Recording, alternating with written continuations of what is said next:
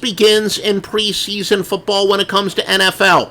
Why is that? And this has been the case since going back to 1988. Look, the obvious, everyone's going to tell you this, but it's really, to them, just kind of a buzz phrase. They don't really know what it means. Not all teams have equal mental state every game. Motivation's the number one factor. Okay, well, how do you isolate those teams?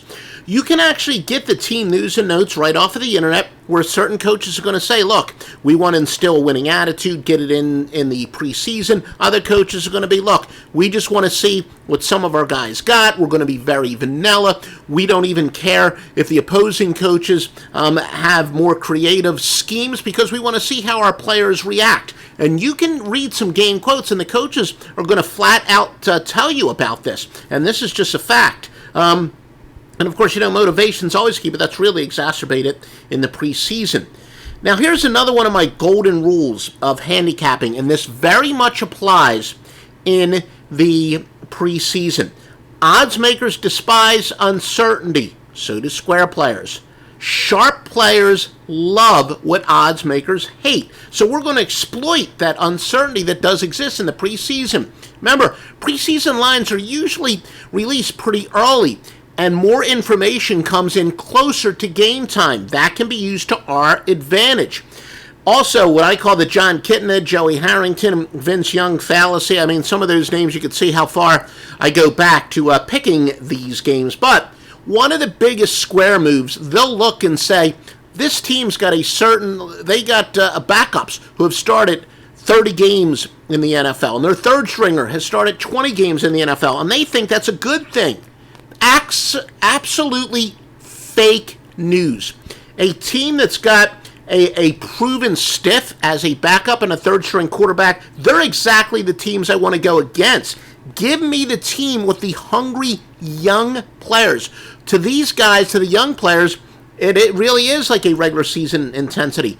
They're playing for a roster spot. They all believe they could be starters. They could win a starting job in the preseason. So again, I wish there was a program, an easy program for the NFL preseason. I got a lot of great software, but not one that does this. But just to see how many starts your backups have had in their career, especially really at the quarterback position.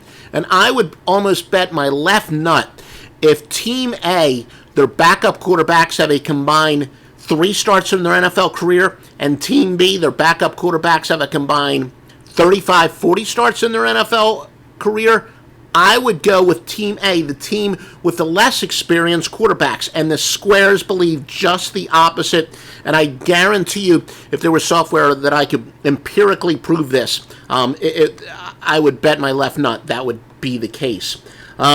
Great fade, well, this is kind of repeating, but a great fade when you have a team with a proven starter, an entrenched veteran backup, and a couple of washed-up vets fighting for the number 3 spot. They're usually the teams that you want to fade during the preseason.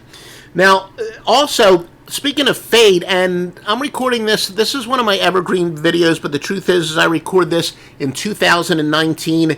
Fading line moves the last year and a week. Since 2018, 2019, fading line moves in the preseason isn't necessarily great as it used to be, but for the most part, if you do fade line moves and you see that the line moves are because one team announced that their starting quarterback's not going to play, usually the public overreacts to that, unless we're talking about week 3. Unless we're talking about week 3, the so-called dress rehearsal, but especially in week 1, week 2, and then in week 4, most teams don't even play any key players, but people, the gamblers, overreact to that.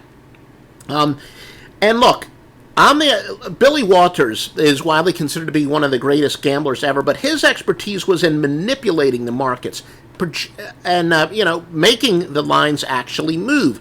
I will say in the preseason is the one area where you can predict the line moves and successfully meddle them. And usually when you have one coach say a starter's going to play 12 to 15 snaps, this will often happen in week 2. Of the preseason especially. Team B will say, well, we're going to start 20 to 25. Well, the public's going to jump all over Team B, but this is a case where it's easy to beat the screen. Once that information comes out, there really is a grace period where you can bet that. And, in the situation that I just gave, the public is going to bet on Team B. So you jump on you have a chance there is a pretty strong window where you can jump on Team B before the line moves, beat the screen, as we like to say, 25 years ago. And you'll have a chance to middle it, and then once the line moves, bet on Team A. And usually a significant line move, if it moves at least 3 points or 1.5 points and across, is a key number. Like a game goes from 2 to 3.5. If we could bet both sides of that, that's usually when I will middle it.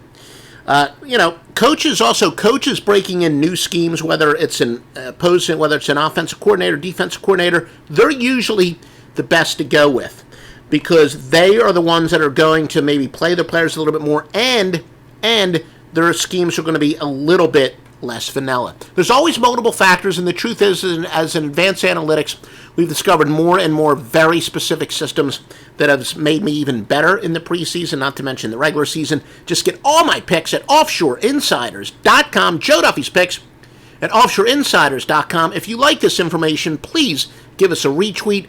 Give us a like. Follow us on we had to start a new YouTube channel. Don't even bother to ask me.